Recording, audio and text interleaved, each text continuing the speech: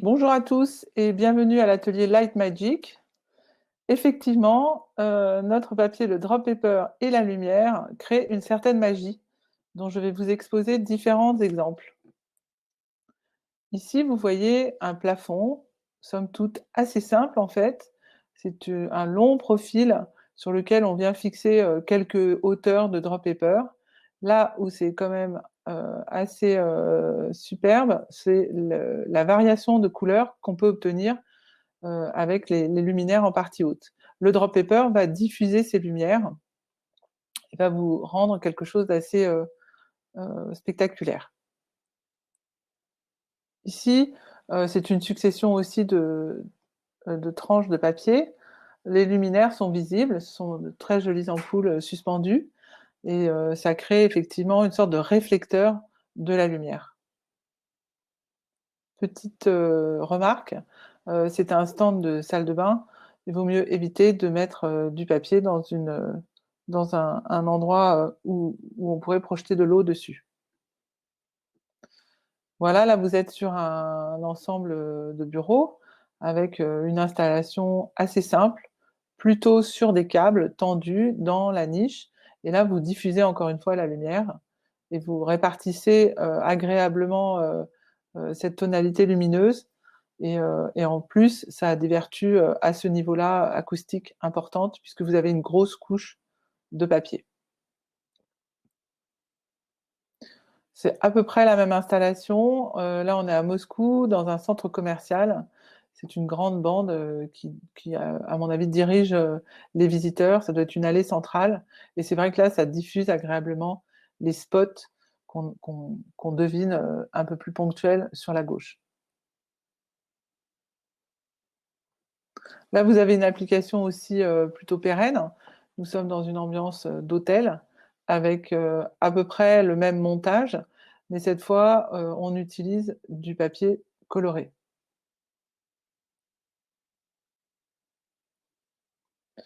Il est simple également de faire des sortes de spirales.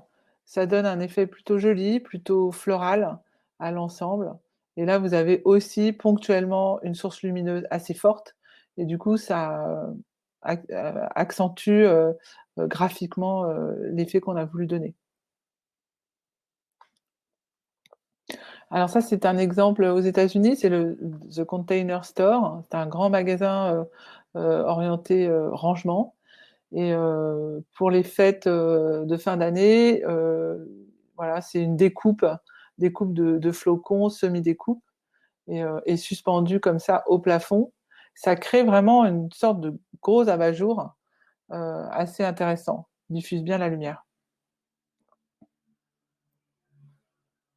Là, on était sur les pyramides inversées pour le carrousel du Louvre, avec une forme pyramidale qui conduisait au bout jusqu'à la pyramide inversée de Paye. Et là, l'utilisation est assez simple. Un cadre en tube aluminium en partie haute avec des angles droits, et puis simplement une pyramide en papier collée sur deux côtés. Au fond de la pyramide, il y avait une sorte de lestage.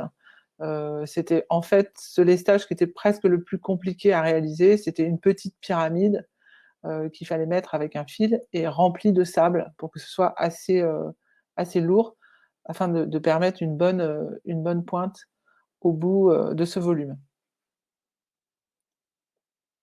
Là, on a une très jolie conception de la société AKDV sur un centre commercial. Et là, on a deux tubes, en fait, qui vont permettre, lorsqu'il y a la source lumineuse, de créer des sortes de lanternes chinoises. Le rose devient rose pâle par endroits, le orange aussi diffuse sa couleur au travers du blanc. Ça, c'était une assez jolie réalisation. Ici, les franges, donc c'est un moyen aussi de diffuser la lumière, c'est assez élégant. Alors, il faut savoir que les franges, on coupe la première partie, mais la deuxième partie, en fait, elle est également exploitée, puisqu'en fait, c'est deux peignes qui vont se chevaucher et il n'y a pas de chute de produit. Un autre exemple de frange, un petit peu plus fine, qui diffuse aussi agréablement la lumière.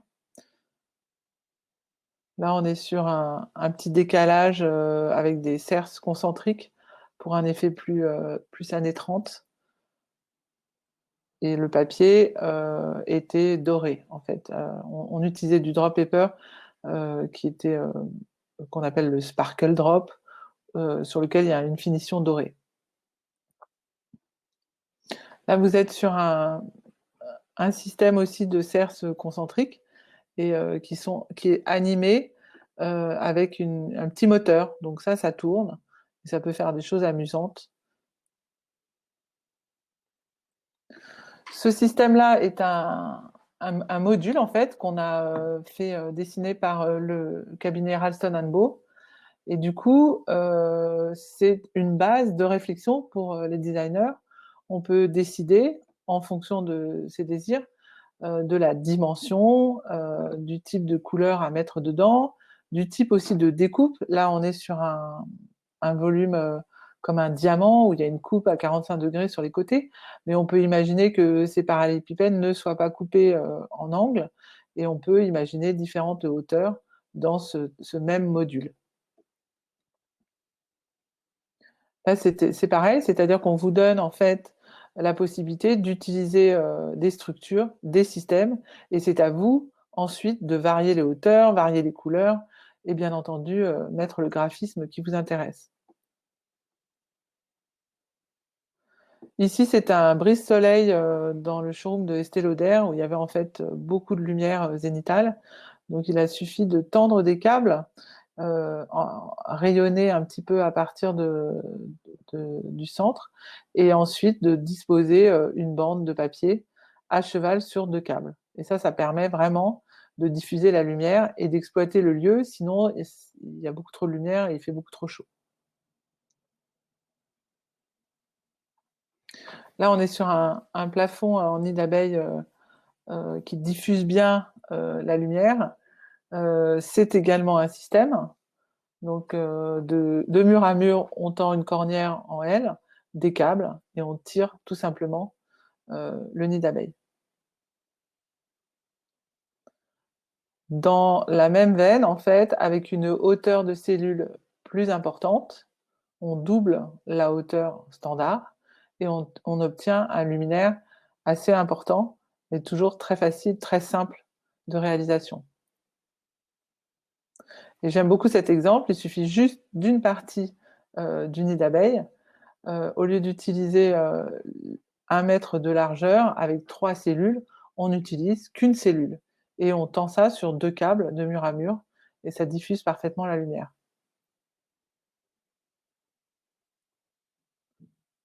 On peut faire aussi des sphères lumineuses en découpant le papier. Ici, vous voyez, il y a également un petit changement de couleur avec ces systèmes assistés par ordinateur où on peut varier ce qu'on veut.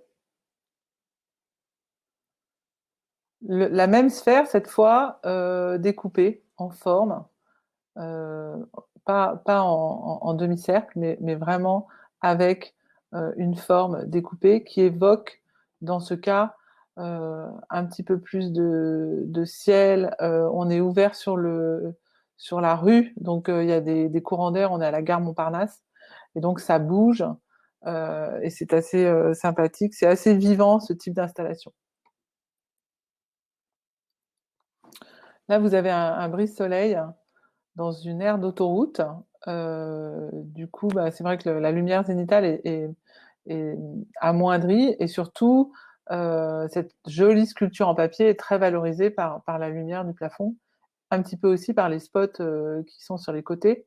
Donc là, ce sont des structures en tube alu 20-20 qui sont cintrées à la forme que l'on souhaite.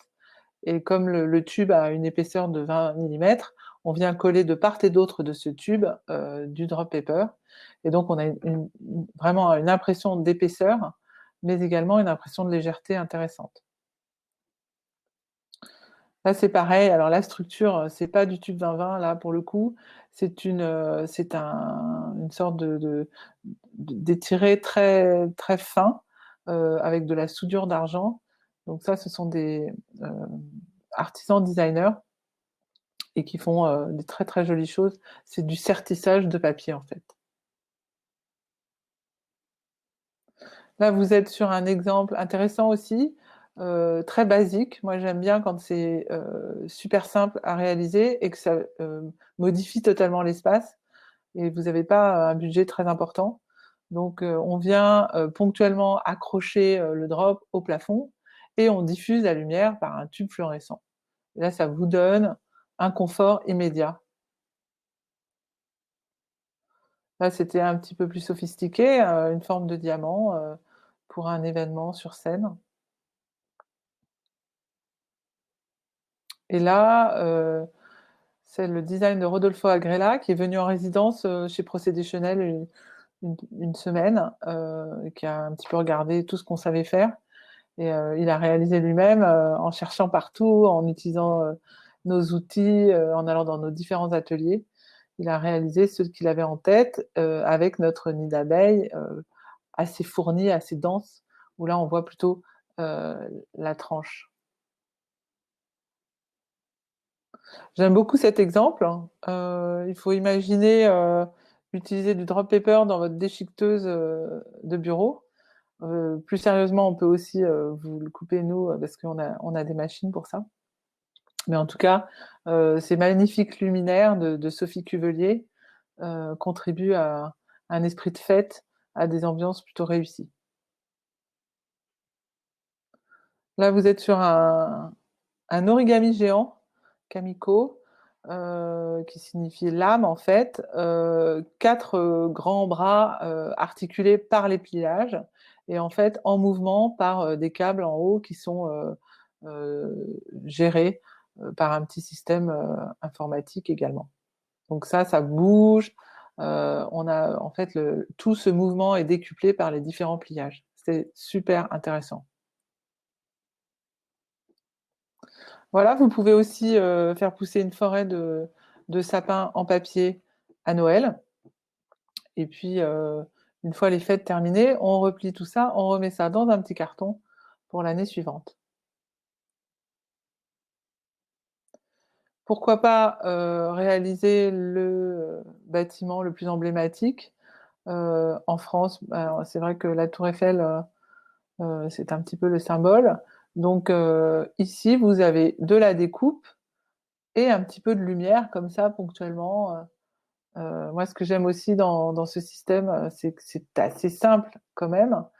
La clé de voûte, c'est le câble en partie haute qui maintient l'ensemble. Donc un câble en haut et ces 4 pieds qui reposent sur 4 petites platines en forex.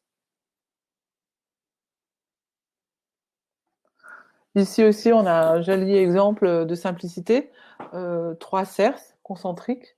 La première, vert un peu plus foncé, on aperçoit en fait le lestage cintré du même diamètre que la cerce haute. Et puis vous avez un deuxième en vert et puis une troisième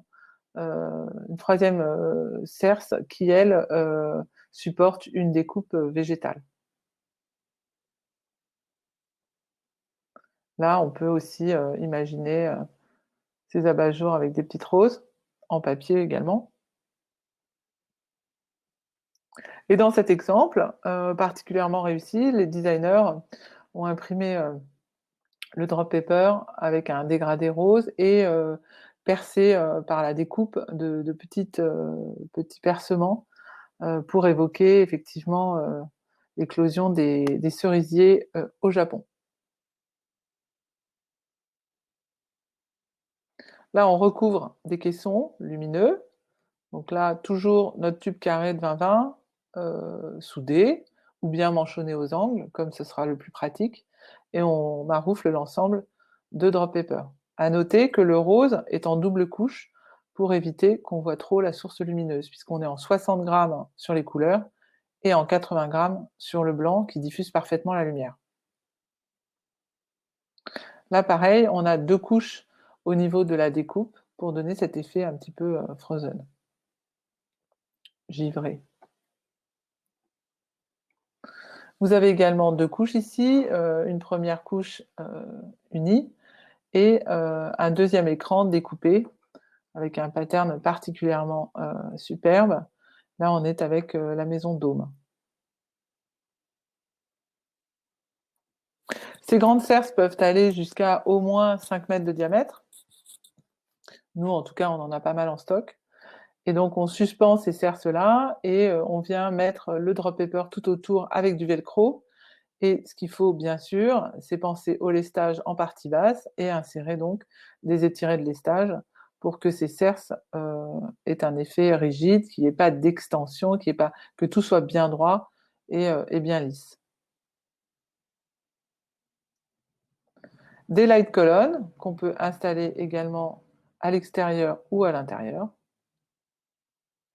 Et puis ces magnifiques petites fleurs estivales, design Sophie Cuvelier, avec des chutes de papier, 3, 4, 5 coups de ciseaux, et on obtient des magnifiques fleurs.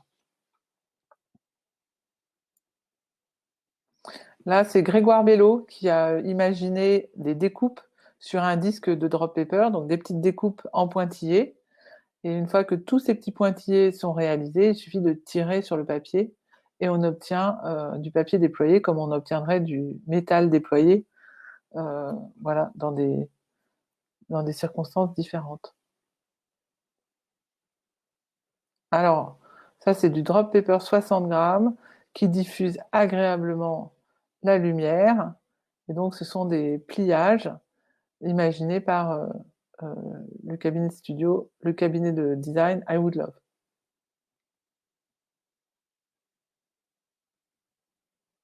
Nos lauréats du concours School Paper 2019, les premiers prix, donc avec des chutes, parce que le projet School Paper, c'est de réaliser une œuvre à partir de nos déchets.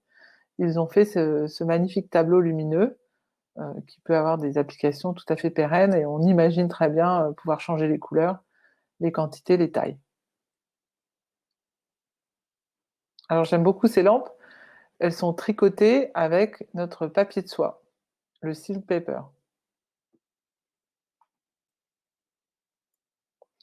Alors on peut les avoir de différentes couleurs. Igor Brossman fait également de la teinture et tricote ses lampes. Élise Foin nous a fait l'honneur de nous offrir le temps d'une exposition ces magnifiques luminaires qui s'appellent cocarde. Donc là, on est sur un profil en partie haute, tout simple, un profil en U et de la LED à l'intérieur. Et on vient tout simplement fixer ces papiers plissés. Grande simplicité, grande poésie. Là, on a notre nid d'abeilles honeycomb ceiling. On va couper un petit morceau et puis mettre une cerce à l'intérieur avec du velcro. Donc en symétrie, on arrive à faire cette petite soucoupe volante dessinée également par I Would Love. Dans un modèle un peu plus important, légèrement sculpté, on arrive aussi à avoir une lampe, un abat-jour assez rigolo. Là, on est sur 2 mètres de diamètre. Et vous notez, en partie basse, la table en nid d'abeille aussi, avec son dessus en plexi. Retour chez Igor Brossman, avec les chutes de papier.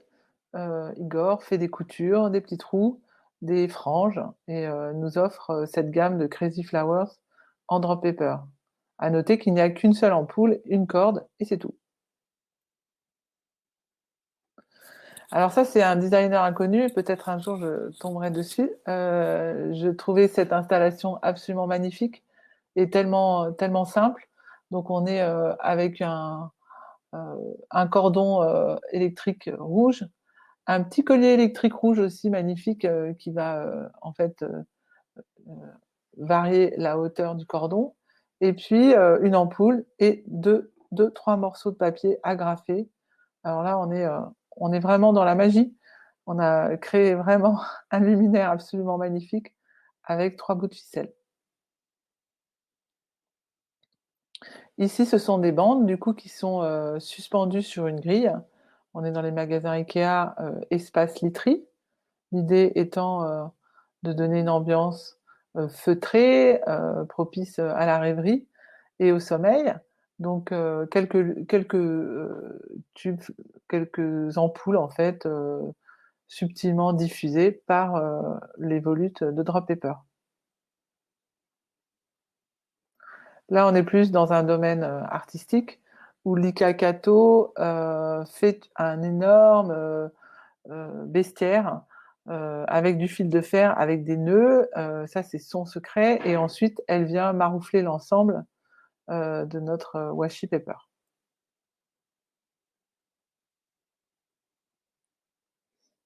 Là, vous avez une jolie sculpture lumineuse. Voilà, une mariée ou la femme à la balançoire. Des tas de plissages de drop paper, superposés et là, on est sur un module de 4,50 m. Des lustres, on peut en faire comme on veut. Voilà, on peut utiliser les tubes du centre pour l'éclairage, inutile d'en mettre partout de la lumière. Encore une fois, le drop paper diffuse tellement la lumière qu'il va en fait, elle va pénétrer jusqu'à l'extérieur. Ça, c'est une très belle réalisation au centre commercial de Chodov en République tchèque. Donc vous voyez ce pattern végétal qui évoque vraiment les zones marécageuses, qui recouvre une corolle métallique suspendue au plafond. Et la nuit, on voit à droite, donc l'image la plus sombre, une sorte de plateau avec des LED qui viennent éclairer par l'intérieur en fait ce magnifique bouquet végétal. Au Petit Palais, donc Lonsdale Western Design, l'agence a créé ce magnifique luminaire. Voilà, ça évoque aussi le jardin qui est en face. Il y a un magnifique jardin au Petit Palais et ça donne écho à cet espace végétal. 3 cercles concentriques, du papier découpé, de la lumière et l'affaire est dans le sac, si je puis dire. Là, on est sur 3 anneaux imbriqués les uns dans les autres. C'était très spectaculaire. La suspension également très audacieuse. On est sur des rectangles de 8 mètres par 5 mètres suspendus au plafond. Voilà. Et donc, c'est une structure lumineuse dans laquelle il y a du néon haute tension, voilà, qui est de grande longévité. Et on est recouvert de drop paper mis à la teinte et collé à champ de la structure. Voilà, encore une installation sur le même principe, une structure, de la lumière et on vient coller à champ le drop paper.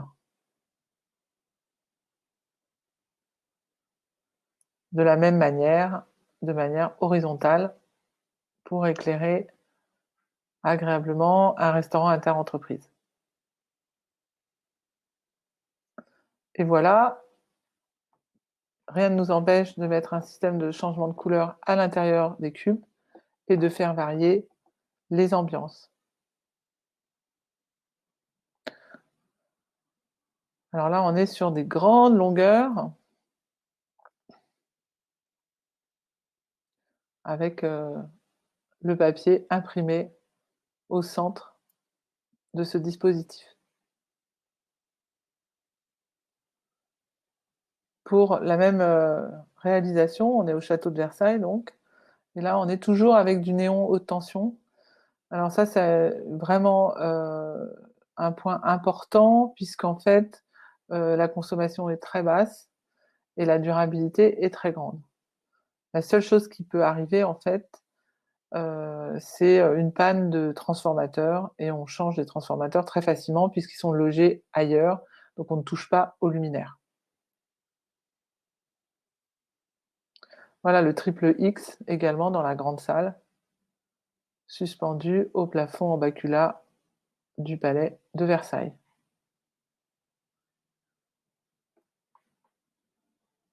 Alors ça, c'est une de nos dernières réalisations assez magnifique. La source lumineuse, c'est, de la fibre optique. Donc on a vraiment un effet, de la lumière qui est particulièrement, discret et c'est très beau, vraiment. C'est on est au siège social de Chanel sur les Champs-Élysées. Si vous avez l'occasion d'y passer, venez voir à partir de l'accueil ce magnifique, lustre réalisé par, l'agence Calque. Voilà, je vous remercie pour votre, attention et je vous souhaite une très bonne fin de journée et avec plein d'idées. N'hésitez pas, revenez regarder nos sessions webinaires. Au revoir.